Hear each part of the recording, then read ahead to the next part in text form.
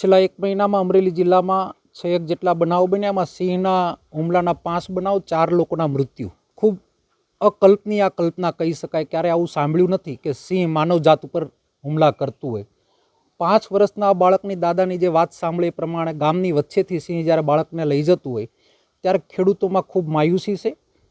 પરિવારની અંદર પણ બહુ ઘેરો શોક છે, કારણ કે એના આવનાર પેઢી માટે પ્રશ્નાર્થ ઊભો થઈ ગયો છે.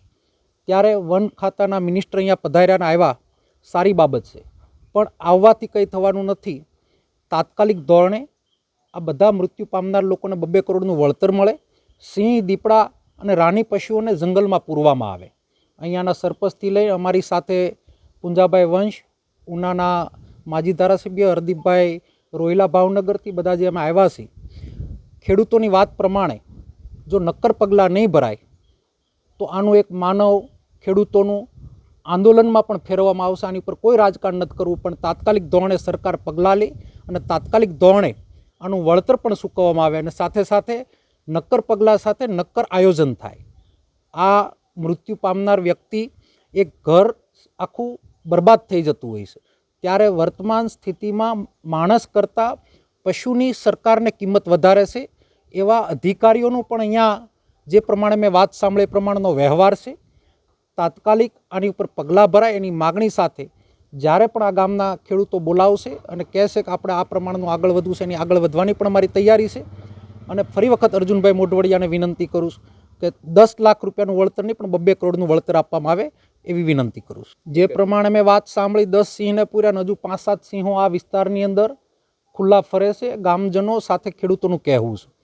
મેં વાત કરી એ પ્રમાણે સિંહના આયોજનમાં સરકાર નિષ્ફળ છે.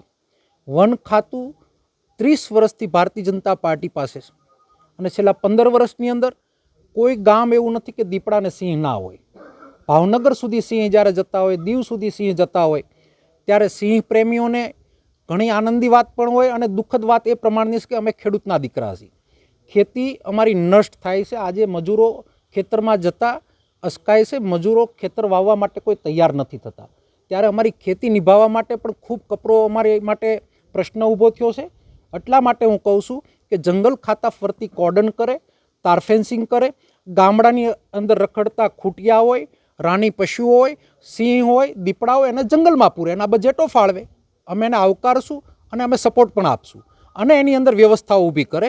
માનવજાત, ખેડૂત એની ખેતી કરી શકે અને જે પણ સિંહો છે કે જે પણ આ વન્ય પ્રાણીઓ છે એ જંગલમાં રહે, એને રહેવાનો હક જંગલમાં છે. અમારા રેવન્યુમાં રહેવાનો હક નથી. ત્યારે અમને કનડગત પણ ન થાય